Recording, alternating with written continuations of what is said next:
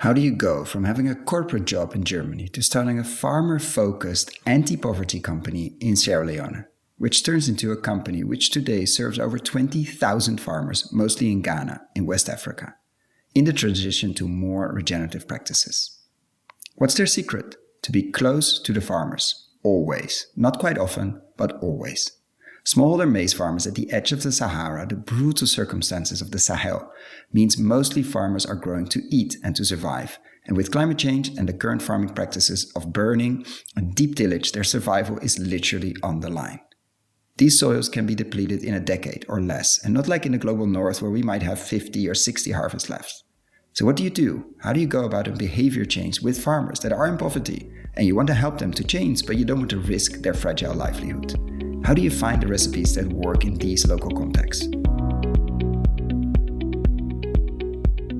This is the Investing in Regenerative Agriculture and Food podcast, Investing as if the planet mattered, where we talk to the pioneers in the regenerative food and agriculture space to learn more on how to put our money to work to regenerate soil, people, local communities, and ecosystems while making an appropriate and fair return. Why my focus on soil and regeneration? Because so many of the pressing issues we face today have their roots in how we treat our land and our sea, grow our food, what we eat, where and consume. And it's time that we as investors, big and small, and consumers start paying much more attention to the dirt/soil underneath our feet.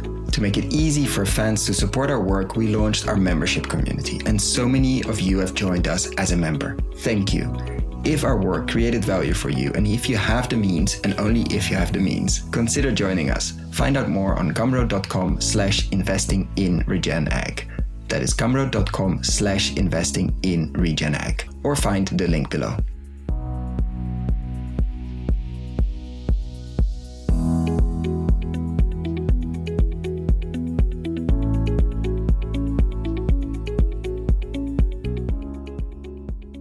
Welcome to another episode. Today with the founder of WARC, transforming farmers into the world's climate heroes. Welcome, Emiliano. Thank you very much, Ken. It's great to be here. And it's funny because we've had a call before, but we never recorded. We've done a Soil Builders episode, which I, of course, will link below, right in the middle of the pandemic. I think second lockdown, the global winter, the winter in the global north or in the northern hemisphere in 2020. And I think it was released somewhere early 2021. But it was done through a piece of software we used to use where we sent a few questions, you answered. And so we've never had this conversation style, which I'm really looking forward to because I know a lot has happened since then. And in general, there's been a long journey, and you just announced a very significant fundraise.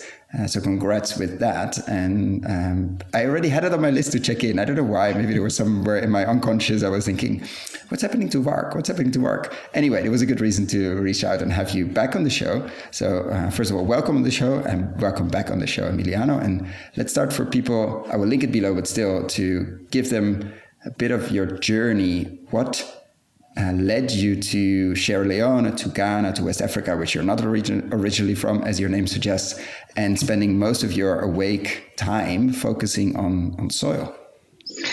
Absolutely. Thank you, Ken. And well, it's great to be here. Not only the world changed dramatically since we did the first conversation 3 years ago, but also my life, the company, and hopefully the lives of tens of thousands of farmers as well in West Africa. But I guess we're gonna talk about that in a minute. No, but well, I'm originally from Argentina. I have a very thick accent, so please excuse me for that. But well, I've been, let's say, on the run or around the world for the last 20 years after spending a few years working in Germany in fast-moving consumer goods. Absolutely nothing to do with agriculture. I was exposed, or actually I went on holidays because there was no other, there is no other better explanation than that. I went on holiday to Sierra Leone. It's a different story why someone that works and lives in Germany chooses Sierra Leone as a holiday destination. But anyways, I did. And I more than anything, I first got exposed, to the social implications of extreme poverty. And extreme poverty meaning not even having enough to eat, chronically, So in Sierra Leone, back in the day, half the population didn't have enough food to eat, or would go many days hungry. And most of these people were actually farmers. I learned after that trip that 90% of those farmers were actually living below the subsistence line. So they farm, they spend a whole year farming and putting all their efforts, their illusions, their dreams into that season, and they don't even have enough to eat. So let alone to sell and generate an income, or pay for medicine whatsoever, and then drawn by the poverty implications of subsistence farmer or below subsistence farming, I got to get exposed as well to the impact and the implications that climate, and in particular soil and soil erosion, is having to those farmers that are already in an extremely vulnerable position. So imagine if they today produce very little with soils that are reasonably fertile. Imagine, if those soils get completely eroded, they will produce nothing, and they are absolutely, they have absolutely no safety net, and then if you go a lot deeper into that, you see how climate logically generates poverty, generates and impacts us collectively in many ways. But to farmers in particular, it's today. We are not talking about 2100, about our children, our grandchildren. We are talking about them today, and that's how year by year I got more, or we got as an organization as well, more and more into soil protection and finding ways to protect the soils, and logically, that resulted in us adopting and supporting farmers to adopt regenerative agriculture. And so, and especially farmers in the global south are hit, or everyone is hit by climate change somehow even worse, and sadly has done very little to it. It's not that they have burned massive amount of fossil fuels, have used massive amount of fossil fuel created NPKs, etc., etc. It's not they've been 0.001 part of the issue and take a good chunk of the effects at the moment, which is undeniably true. It's not we have to, but just to state that, that's an even more unfair piece of the puzzle, apart from all the other discussions. Why are they in this poverty to begin with? But so you come back from this holiday. I think you went back. It's not that you stayed. You went back to Germany. I think many people, to a certain extent, may have an experience like that. They've been lucky enough to travel to places with very different cultures, very different poverty and inequality, but it's very easy to slip back into okay, maybe I set up a small foundation, or maybe I do something, maybe I donate here and there, but not putting your every wake hour for the next 10 years into it. So how did that happen? It's I think it was a combination of many factors. First of all, somehow in my life, I was looking for that, even though I was working in a big multinational, I was having a pretty good career. As wearing suit and tie, I was 24, 25 years ago. I felt the most important guy in the world, but I would go on holidays to Afghanistan, and my friends could go skiing in Chamonix, so it was obvious that I was looking for something else in my life, and I didn't really know what. What I did have very clear was that the path in which I was not going to fulfill the objectives I had in my life, so, and that part I had very clear. So, when I came back and I verbalized, and I think that's the verbalization of, sort of, guys, I want to go to Sierra Leone to plant rice and support farmers, and to my colleagues in the in the company, and everybody was like, what are you talking about, and but that verbalization was, it might sound silly, but the verbalization of that goal for me was like a breakthrough to make it a lot more vivid, and I guess I left a few seeds sown in Sierra Leone with a few people that I've met there, and continued talking, even if we've met, for a few hours or a couple of days while I was there on holidays. And we kept on talking and making a small pilot, somehow a reality. And one day I went to my boss and I told him, ich kündige, I quit, basically in German. And he asked me why, and I said because I want to go to Sierra Leone. And he was like, "What are you gonna do there?" And I was like, "I don't know. I'm gonna try to support farmers." And took a one-way flight and started up. Back in the day, it was two of us, so I convinced my cousin to join. And it was sort of an adventure, sort of starting something up, and we had no clue where that was going to take us. And I think, or I believe, we were very lucky because we raised money just 3 months into Sierra Leone with this very first pilot. That it was an 8-hectare rice field, and obviously that raising of money helped us realize or build or start at least a real company. And then that was back in 2012, and one thing led to the other. And you mentioned rice a few times. What made you choose that as an entry point? Well, the first reason, it was social, because most smallholder farmers in Sierra Leone plant rice. They depend on rice. They consume rice more than anything else. It's the main caloric source in Sierra Leone in particular. And, the logic was fairly straightforward. If we support farmers that are not producing even enough rice to feed themselves, to produce more, to have a surplus, to sell into the market, that could also help, substitute importation of rice, that it was back in the day, and I think it still is, the main source of hard currency use in Sierra Leone. So we thought it would have a social and a macroeconomical impact in the country as a whole. And afterwards, after getting and understanding the implications as well of rice farming, it's one of the ones that has the highest carbon footprint. It's one of the highest carbon footprint crop in the world. And sometimes we I guess we don't realize that. It's a tremendous mainly impact because of the methane, of the flooding. Correct. And the methane and the rotting, right? So the exactly. CO2 equivalent is, the calculation is massive because of a lot of rotting. Exactly, precisely. And, when saturating the soils, that flooding of the paddies generates a massive amount of emissions.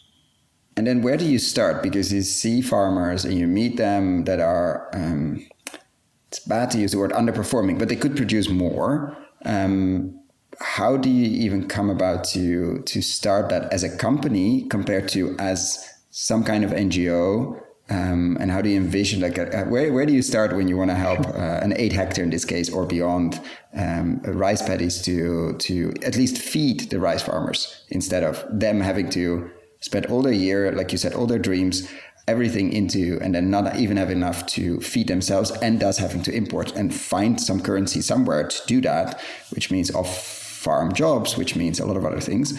Where do you start? Look, for us, and I still believe in that, so we believe that solutions should be as market-driven as possible. We recognize that in some cases, and this is something that maybe we didn't recognize that much back in the day, but we do recognize that in some cases, in extreme cases, there is a massive need for subsidies or for covering part of the risks, and this brings a completely different discussion on more innovative financing instruments and so on and so forth. But for us, it was mostly about that, finding a way to make it sustainable. Back in the day, I had no idea what a social entrepreneur or what an impact investor were. This was mid-2011 when we were just thinking about the pilot. But we did know that, if we could embed impact and financial return, that would be a very powerful proposition, as an organization. So where we started was recognizing, or at least identifying, that rice was where we wanted to start for the reasons I just described, and then was thinking and iterating different business models on how this could work, and we tried tens of different things and tens of different models in the last 11 or 12 years, 13 years now, sorry, until we found something that is starting to work, So there were many things I didn't appreciate back in the day, like the need for subsidy in this case, particularly because, again, we are talking about one of the least developed countries in the world.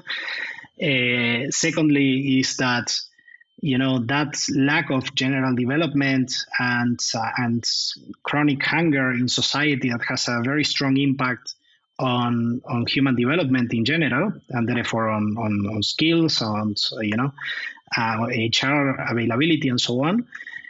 Given those facts, it would take a very long time to find something that worked. So for us, 2011 until maybe a year or two ago, it was more than anything about surviving as an organization, iterating business R&D. models, basically, and trying to figure out what works and what doesn't as fast and as cheap as possible. A good reminder for many. I mean, luckily, many people aren't operating in such an extreme set of circumstances as you. But having said that, many are operating in quite extreme circumstances, which could be even Brandenburg in Germany, which could be.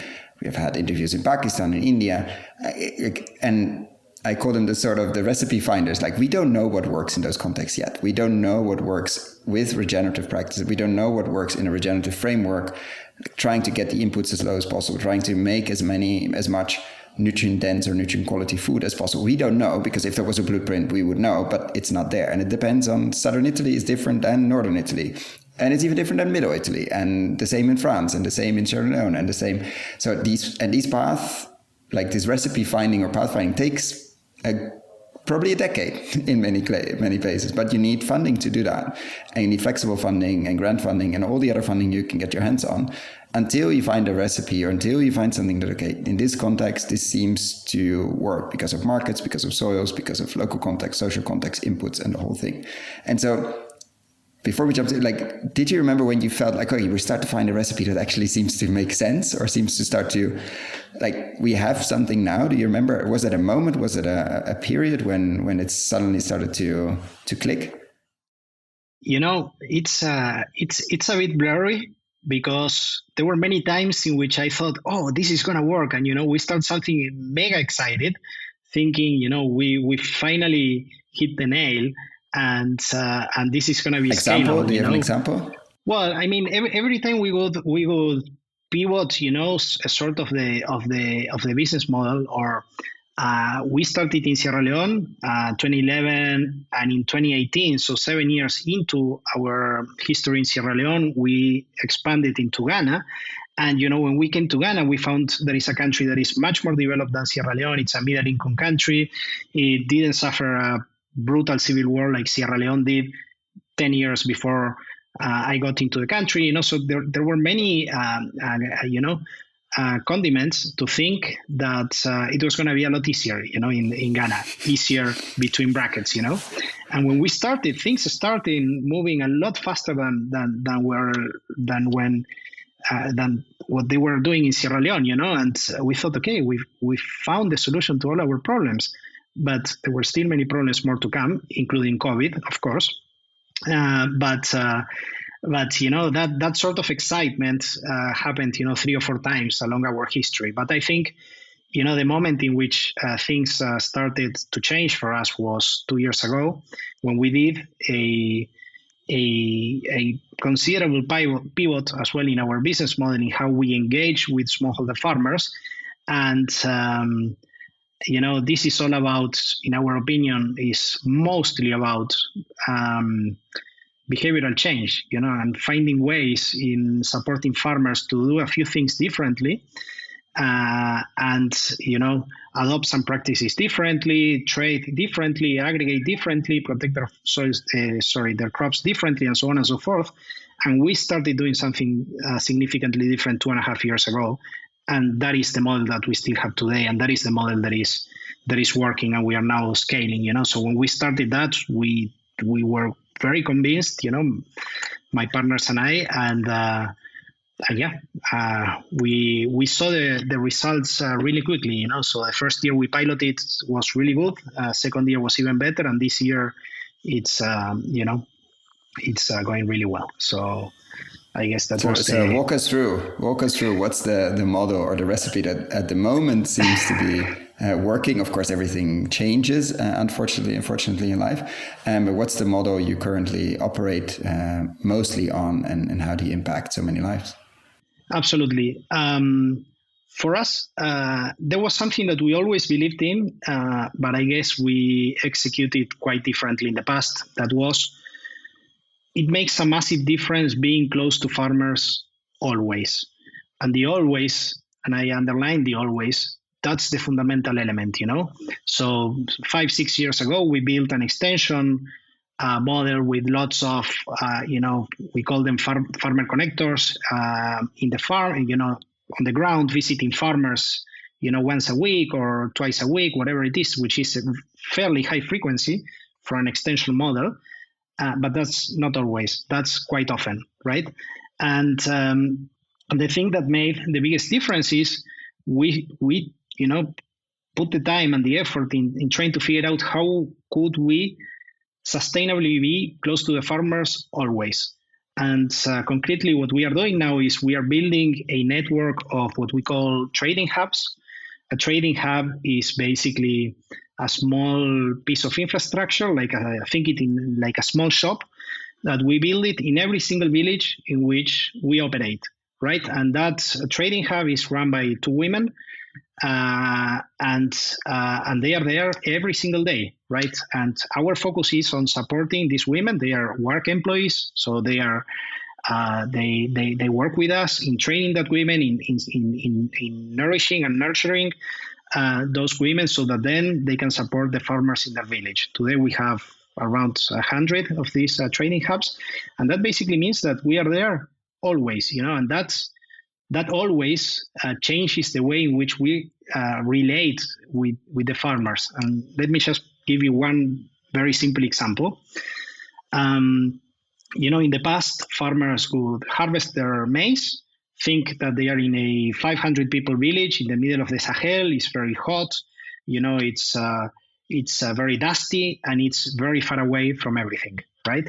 So basically, that farmer that harvests 2 or 3 tons of maize, basically he or she takes that maize into their homes, and they sit and wait, right? And one day there's a truck that shows up in the village, and that's a trader, and this trader offers them cash for some or all of their maize, and people go out and sell typically half of their production, of 30% or 70%, but around half of their production to this truck that showed up that day into the village, because they have no idea when they're going to be able to sell maize again, and they need money to buy chicken, to pay for the student fees, to buy medicine, whatever it is. Nobody knows when the truck will come, if the truck will come, if another Precisely. truck would come, and let alone if they would pay a proper price and what kind of price the next truck might offer, etc. Like complete intransparency. 100%. So and vulnerability. Absolutely vulnerable to that and exposed to that situation. And the farmer, against that, or being exposed to that crossroad, they can decide to sell something, everything, a little bit, or nothing, but they all end up selling quite a bit of the production to that truck that shows up, and of course, you implied it correctly, they rarely get the right price for the production. So now, by being there 7 days a week, every single day of the year, then somebody needs to pay for a book for her child's school. So they go and sell us 5 kilos of maize. Literally, they come with a small bag of maize. They sell us 5 kilos of maize. We weigh that maize. That is something that is not done in the Sahel. Typically, people buy per bag, and a bag might be 100, 120, or 110 kilos. It's never below 100. It's typically above, so they lose that difference. So we weigh that small amount that they bring us, and we pay for that little amount that they bring us, all digital with mobile money and so on. But that's another part of the story. So then the farmer monetizes what she really needs, and it might be that they come, and knows the price and knows the amount that she is getting paid for. So she might come 3 times a week or 5 times a week sometimes, so because she knows that there will be somebody there to purchase whatever they have. And that realizes a much higher price for the farmer and so on. And I put that example because probably it's the most visual one to illustrate how being there always makes a change in the behavior of a farmer that was selling all their maize all together, and now they are splitting it and selling it in small quantities. That being always there builds a much stronger bond of trust, because they know that the transactions are transparent, that we are there, that they know where to find us, and so on. And that trust enables us to disseminate or to support or to encourage farmers to try different things, different practices. And here is when, of course, the regen ag part comes in, no? And so before we get there, what happens then to the maize? Who do you sell it to? Because you cannot send a truck, of course, every time 5 kilos is waiting there for you. Like, how do you then store? How do you make sure it doesn't go to waste? What happens then, let's say, with the maize that you buy?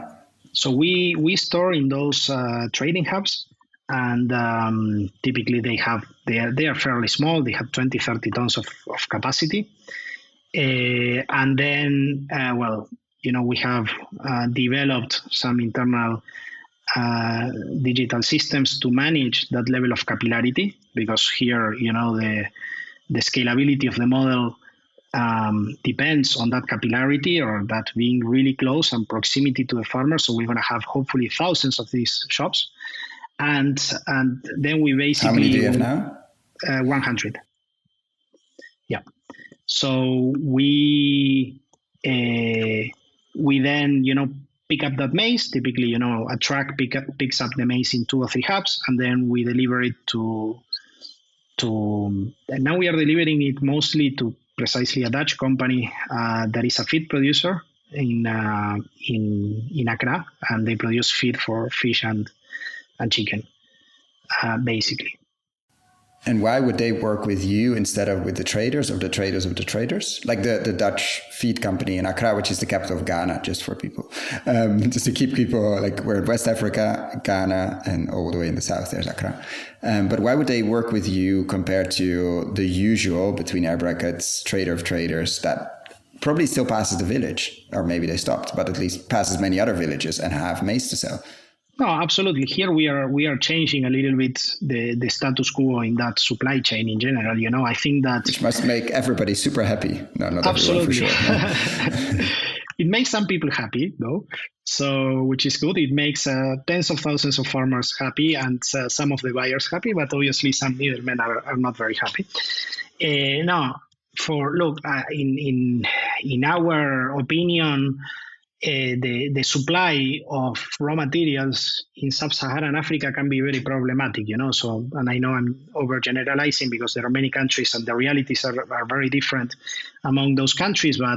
But this is something that, or there is a pattern in the unreliability of, particularly of the primary production, right, of crops into agribusinesses or agri-processors.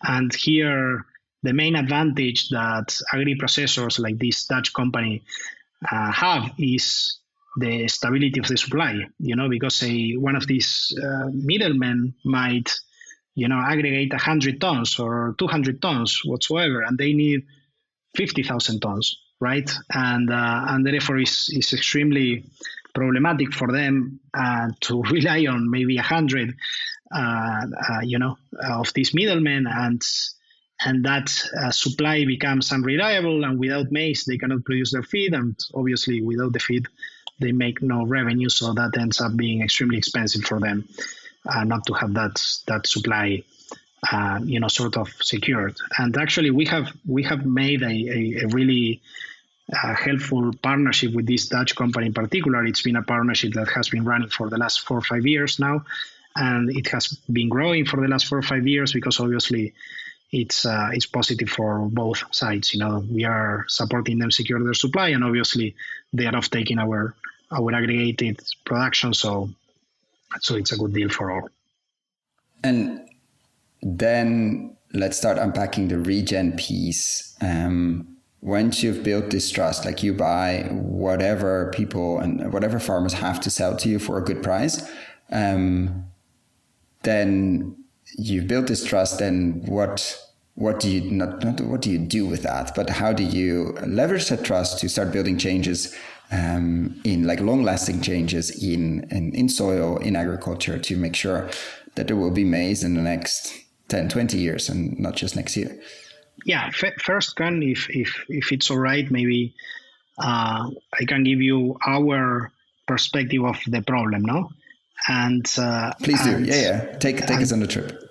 Yeah, particularly from the farmer's point of view, So think about a farmer that is typically working all their land manually, right? Literally with their two hands and the hands of his or her family, right? So when the season starts, they typically go to the farm, and what they see is just very high grass, right? 2 meter, 3 meter elephant grass. For those that know what the elephant grass is, that is a really annoying.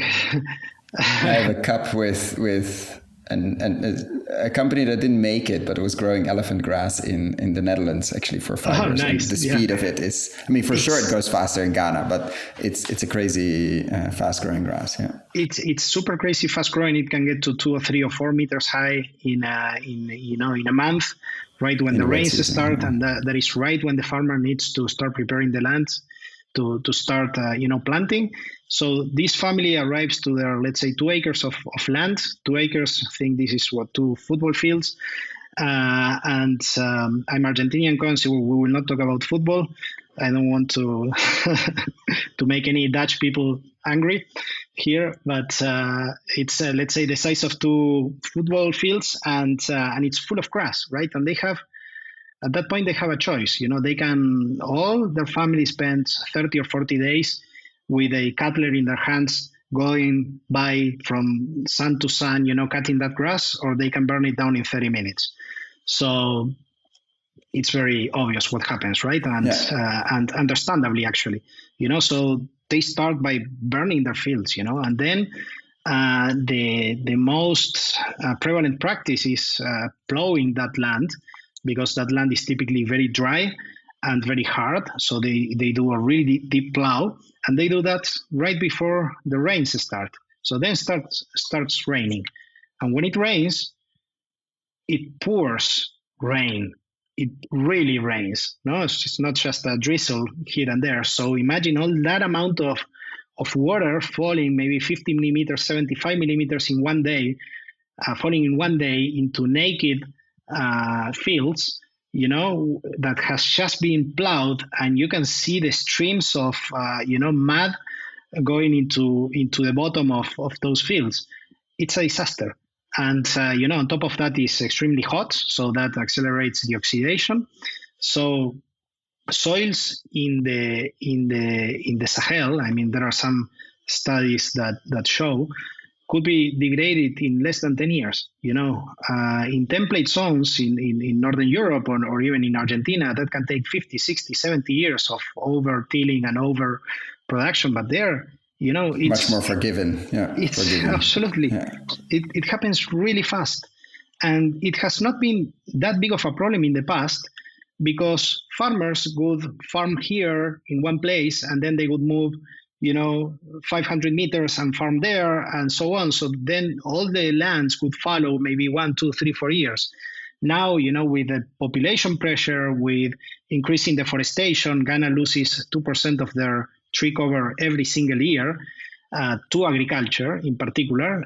Farmers are farming the same piece of land year after year after year, So the Sahel keeps coming from the north to the south, the Sahara, basically, So we are talking about northern Ghana. That's right in the middle of the Sahel, where, the Sahara desert borders the forest below. And that's going south at an increasingly faster rate, sorry. So that's sort of the problematic that we see. And farmers, in addition to that, they farm what they know. And what they know is maize. And many farmers do know soya, for example, and they farmed soya in the past, but the market is not attractive, or there is uncertainty on how that's going to work and so on. So they stick to maize. So to the burning. Every year on the same place, the same Exactly. crop maize. Yeah. Exactly. Burning, overtilling with rains, washing the topsoils with the same crop year after year. So that's a recipe for disaster. And disaster from an environmental point of view, and an immediate disaster for farmers themselves, obviously, no, because they if they don't have soil, they will go hungry, and there is no way around and that. They will move. And they will move if they can. If they can. And so it always baffles me how little the Sahel, that region, or that belt, let's say, on the north and the south, actually, also on how little attention agriculture gets there, like around the Mediterranean, like around where the deserts are moving, and they're moving many places. It's brutal. And so, having painted this picture, what are other options? What are interventions, or how could maize or soy, or how could these farmers, what could they also grow compared to, and what would be practices they could do? Of course, build with the trust you've built, to abandon. Of course, this is going to be a massive shift. So I understand the trust building piece first, very, very vividly. No, absolutely. First, I think we need to recognize that farmers recognize the problematic as well, and they do. And particularly when you talk to older farmers, they go, now we need to use 3 times more fertilizer than 30 years ago because, we cut the trees and now it rains less, things that make a lot of sense, actually. So they do recognize that there is an issue, and that is related to the way that farming is. But, the immediate term necessity is to farm to produce food and survive, right? So through that trading hub platform, and actually we are going to launch a climate hub next to the trading hub. So it's going to be like sort of a tandem between trade and climate in each and every single of these villages.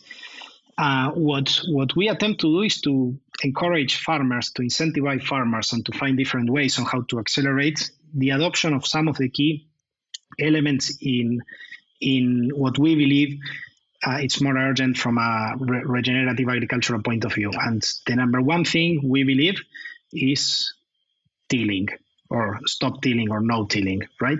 So the amount of soil erosion that there is with what we have just spoken about, it's amazing, it's crazy, So the first thing that we feel we need to do, or we think we need to do, is persuade as many farmers to switch to a no-till model. Here we are doing different things, and we have tested many different things, from large-scale no-till planting machines, and Argentina is particularly big in that. We have these, 9-meter planting machines that are towed by 250 horsepower tractors and stuff like that. We have tried that to all the way to a manual, no-till planter, and seeing what works best for farmers. And now we are encouraging pretty much all the farmers with whom we work. We are facilitating and putting at their disposal these hand push no-till planters, so that they could at least put 1/4, 1/5 of their land under no-till, and hopefully then moving into more and more of that, And the reality current here is that we are trying to persuade farmers through an economic incentive, that for them is a lot cheaper to use a push planter than to plow the land, even if it's manual, or if they hire a tractor, it ends up being a lot more expensive. So what we need to show, and actually what they need to believe by doing it themselves, is that no-till has little or no impact from an yield perspective, from a crop quality, and it's a lot cheaper. And obviously indirectly it has the regen ag or let's say the soil protection component that of course we explain constantly to farmers, and this is just one example. On top of that, we try to persuade farmers not to burn. That's a very complicated thing. Because how do you get rid of the elephant grass? Yeah, absolutely. And then we are trying to persuade more farmers to plant soya or groundnut or beans. So things that are that are the obvious, let's say, rotations to maize. And finally, this is more an aspiration than something that we are doing now, but we are trialing a small scale still cover crops, and we hope that at some point we will be able to find cover crops and farm cover crop at scale. Cover crops, and some of them are becoming even economically very attractive as they are being used for the SAF industry, for the sustainable aviation fuel industry, and they are starting to have a very high value. So that's sort of one of our dreams as well, if we can rotate, maize with some of those crops as well. And like the other crops you mentioned, are you buying them as well? Like the groundnuts, the soy? The soy for fish feed and chicken feed, I think is easy. Groundnuts, I don't know. Like, are you basically be that one-stop shop, always on in the village? Like not whatever you bring, but if it's quality and we can find a home for it. Absolutely, everything. So everything that we suggest or encourage farmers to do, it's also something that we would ensure them that we will buy at the right price. So then, we are trying to eliminate precisely the market risk, not the uncertainty, because, there is always market uncertainty in agriculture, but at least the buyer's risk is out for the farmers. And in a no-till system, what do you do? Are weeds an issue? And if yes, what do you do about that? Because that's always the tricky one. Yes, weeds are an issue. That's a tricky one for sure. I mean, we are somewhere in the middle here, so we encourage farmers to weed as much as they can. That's extremely labor intensive. We are encouraging farmers to move away from some particularly hormonal herbicides, like the use of paraquat is very common in Ghana, and paraquat it's a very old, very nocive herbicide, but people do use some other herbicides, depending on the crop. But many use glyphosate. Is obviously the most available and the cheapest one. And we are not asking farmers to use zero, because we know that in that context, or at least we think that in that context, it's very tricky. But we are encouraging farmers to transition into a more or into a reduced herbicide context. We do not sell herbicides now in very specific cases, but in very small quantities as well. So we are, let's say, dreaming that those AI optic driven mechanical hand weeders become cheaper and more affordable, so that we could disseminate absolutely them in Ghana. Yeah. And then the other, do you, like, of course, the combination of, I think everybody's always like, oh, no-till, and then forgetting that it's part of not forgetting, but easily overstepping that it's part of a much bigger system, and doing no-till organic is very difficult. As you said, no-till without certain herbicides and pesticides is very difficult. Especially in challenging soils, especially if it's not part of a much bigger rotation with cover crops and all of that. But you have to start somewhere, because otherwise, like, if the biggest issue is erosion, that you have to tackle first. Otherwise, you don't have any soil left. No, and I was going to say, especially in the tropics, where weeds grow a lot faster than anywhere else. So you would say actually that's the best place to start any anti-weeding device is the tropics. 100%. 100%. If you can manage, Sierra Leone or Ghana, then you're good to go anywhere else. And then the other, I mean, do you, like, of course, the combination of, I think everybody's always like, oh, no-till, and then forgetting that it's part of a much bigger system, and Because what are other options to get rid of the elephant grass, for instance, except burning? Like chopping it up? Like what's the, except manual, of course, which I understand is not an option. No, there's no. I mean, there's no grazing, it's burning. It's just so yeah. There is a little bit of grazing, and people do a bit of that, but it's not enough. And you have too much biomass, Emmanuel. That's the incredible. problem. Yes, 100%. I mean, which means we're only scratching the surface of what you could produce with the right tools, circumstances, knowledge, etc. Because the biomass is more than you can graze. And are you, like you're saying, we're testing a bit, we're more dreaming on the cover crop side. Like, are you going further than that as well on the replacing the fertilizer, the NPKs, or the highly costly and often fossil fuel made, of course, with the alternative input side, the compost? I know in India there's a massive thing on alternative inputs. Is that the same in Ghana, or like how is that developed, and is that also a strategy through your hubs? It's very tough. That is the short answer, and the reason is because in the Sahel, in the heart of the maize production area, we are 400 kilometers away from the closest poultry farms, and there is very little poultry production up in the north. There is very little grazing or cattle, in general.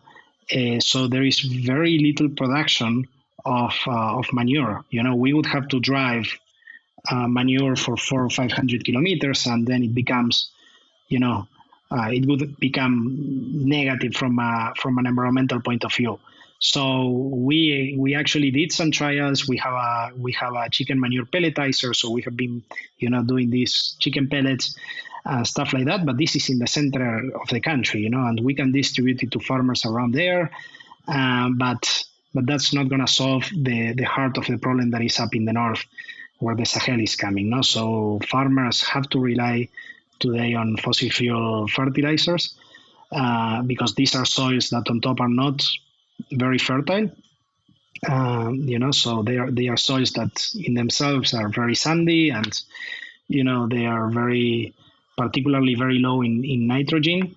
So here we think that probably cover crops and rotations with nitrogen fixating crops is going to have a much stronger impact than anything else on fertility. So that's sort of the thing that we are trying to push.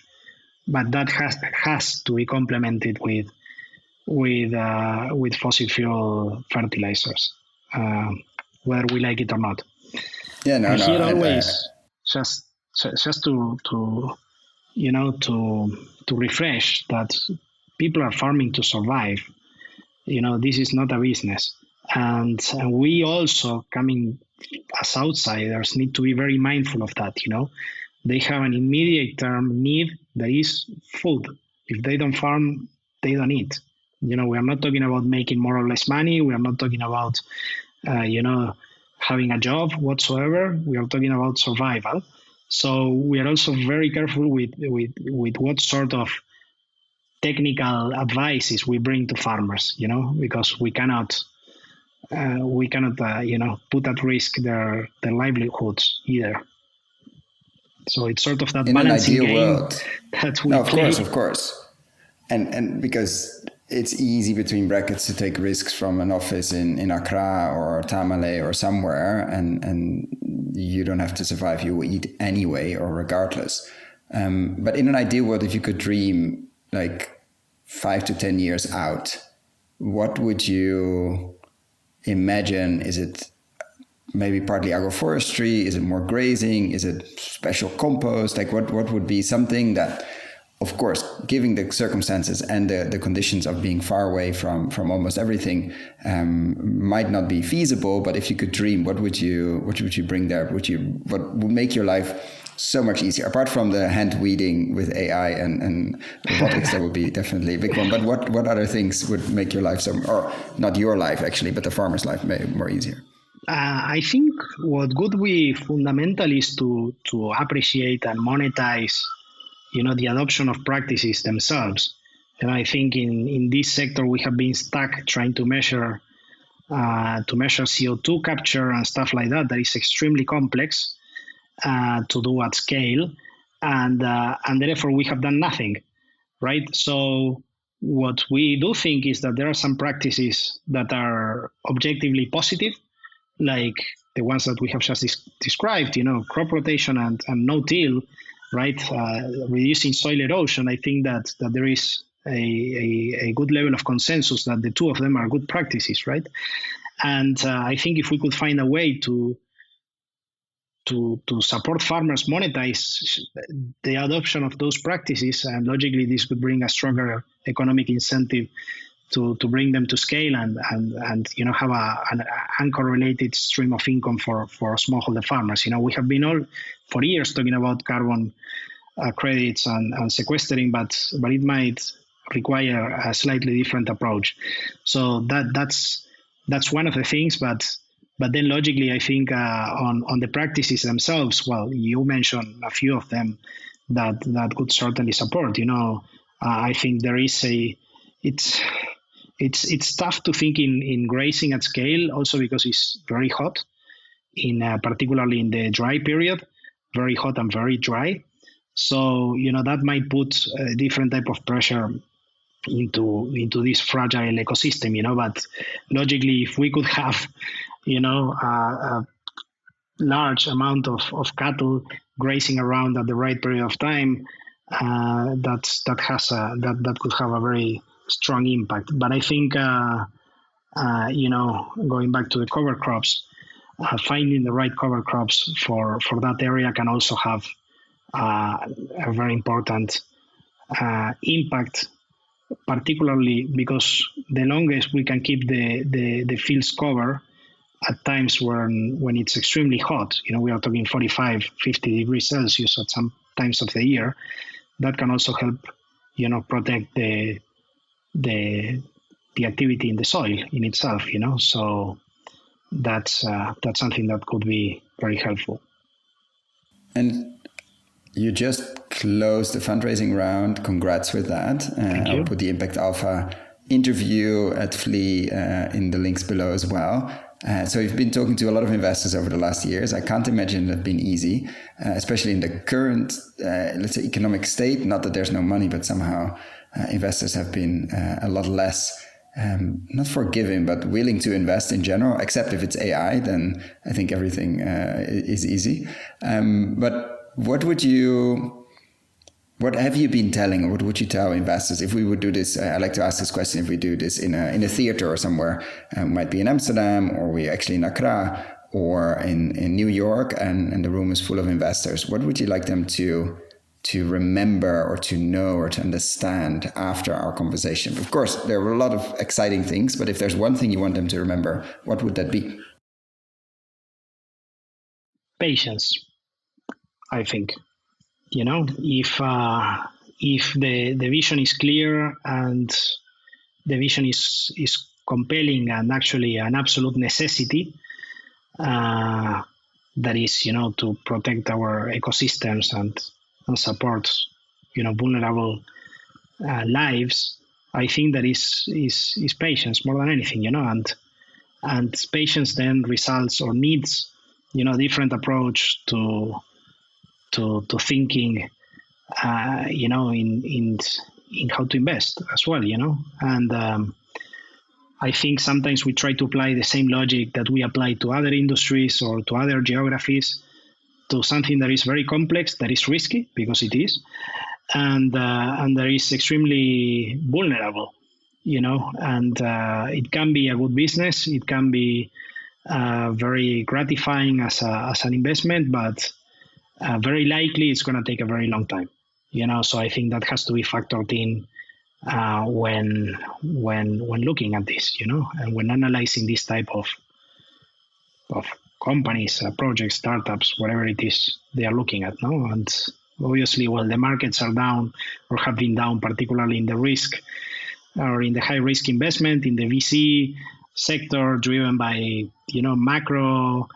By very bad decisions in 2021 and by macro, slightly higher interest rates, but that should not be what drives investment into these sectors. It requires a different type of decision framework, in my opinion. No? And what do you see as the biggest myth or things you have to explain over and over again to, I'm imagining mostly outside investors, not based in West Africa? What's the education piece you keep repeating? No, I think on our case in particular, there are many. So particularly investors that don't know the geography, they think we are.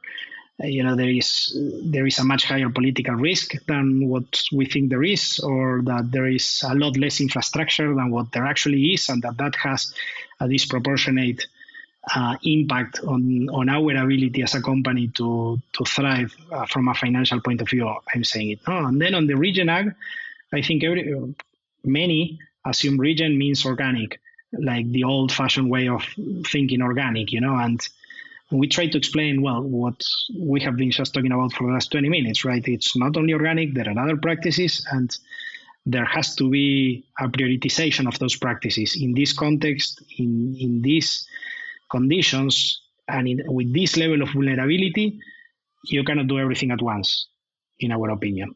No? So it has to be prioritized, and based on that, then do a roadmap to try to adopt as many as you possibly can. And how do people respond? I mean, it depends, of course. A number of them invested, a number of them didn't. Probably more didn't than did. Yeah. So that is yeah. And are you still active in Sierra Leone or in rice at all, or that has?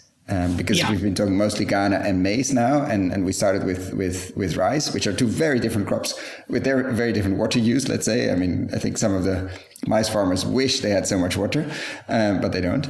Like, what's are you still active in Sierra Leone as well? Yeah, we are active in Sierra Leone, but 3 years ago, recognizing that the extraordinary risk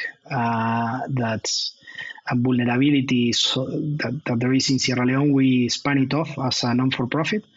So we created a non-for-profit that is called Farming Out of Poverty, FOOP for short, and FOOP is working now with 1,000+ farmers, not only on rice but also in vegetables and beans.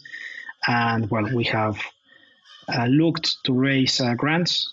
Basically, now the Whole Planet Foundation and Beetle Foundation, Third Creek and Dovetail Foundation, some of those donated into FOOP, believing that there is a very strong case to support, those farmers that are not trying to escape poverty, but that they're trying to escape hunger as a first step, So now, FOOP has around 50, 60 employees. It's being run by an Argentinian as well, Tayo Gardey.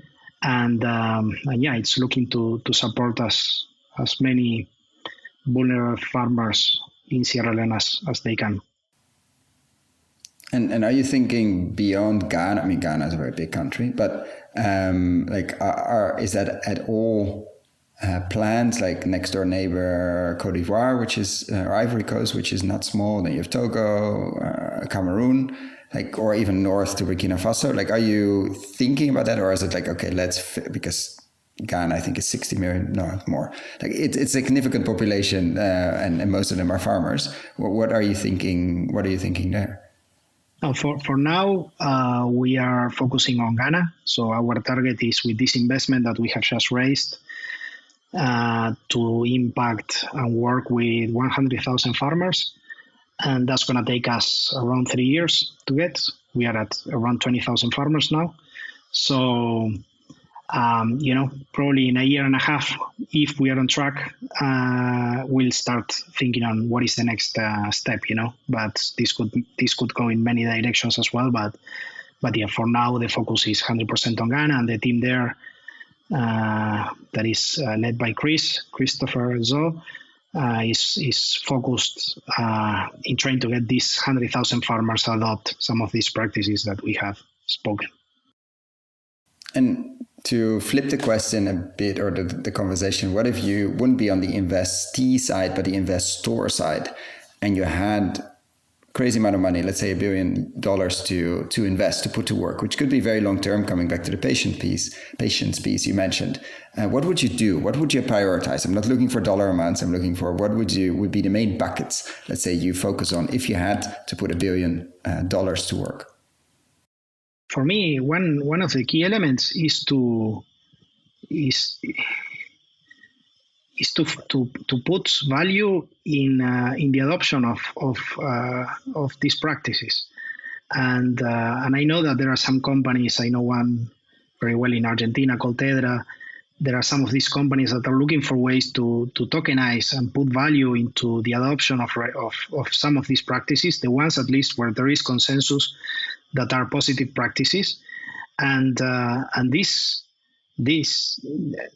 can mean a lot, right? Because I mean, finally, farmers need to have they need to have the right incentives to do things, and many do have the climate incentive or the soil protection incentive in itself.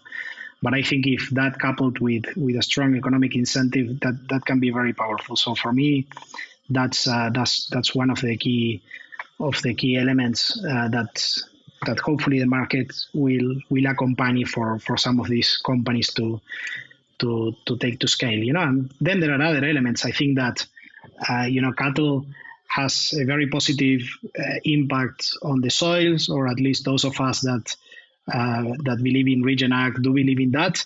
But of course, it has a negative impact on the methane emissions, and there are tons of companies as well looking at the sort of the reduction or the mitigation of these CH4 methane emissions from cows. I think that can have a big impact as well for the rest of the system into adopting an animal system into their agricultural system to move deeper into the Regen Ag as well, and I think those two things alone can take quite a bit of money. And of course there are a million other things, from you mentioned agroforestry that can have a very strong impact as well. And And I sort of asked the magic wand question before. You sort of answered it, actually. If you could change one thing, we came to the payments for practices. But I just wanted to re-ask it in case you thought of another answer as well. Like if you could change one thing, and in this case, really anything could go. So you're no longer in charge of your investment fund, but you have the magic power to change one thing, which could be stop burning or an amazing handheld cutter, or could be global consensus on something, better flavor, better offtake agreements, like whatever you can imagine. But if you could change one thing overnight, what would that be? That's a tough question, Con, no? I know, that's why I ask it. No, look,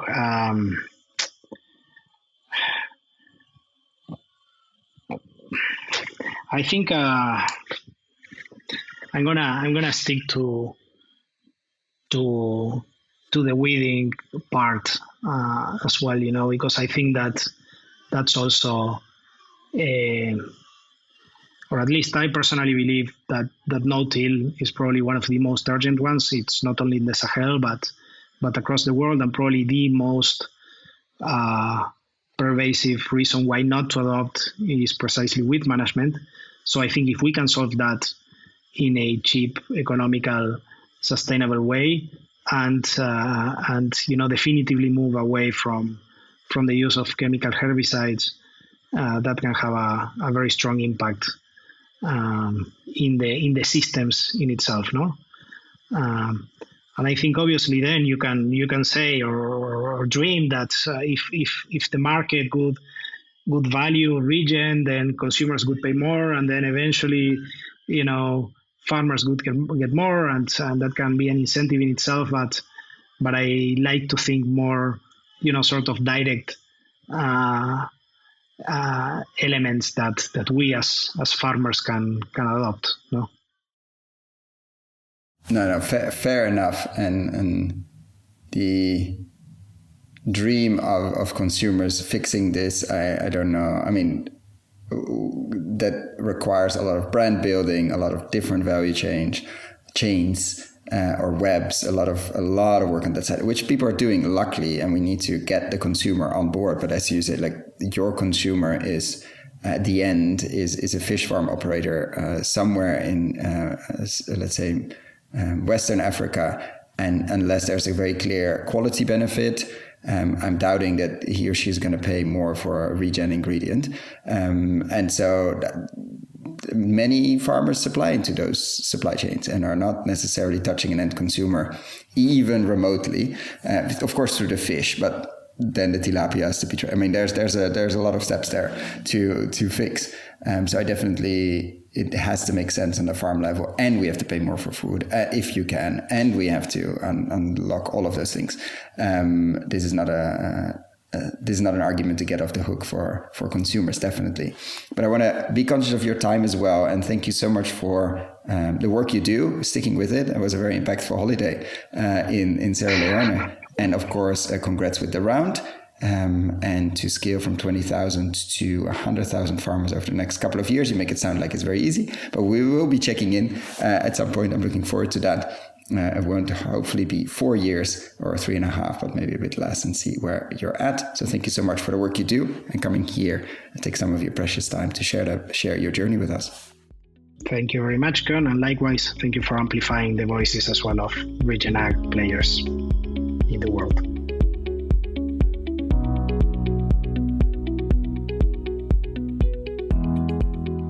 Thank you so much for listening all the way to the end. For the show notes and links we discussed in this episode, check out our website, investinginregenerativeagriculture.com/posts. If you like this episode, why not share it with a friend or give us a rating on Apple Podcasts? That really helps. Thanks again, and see you next time.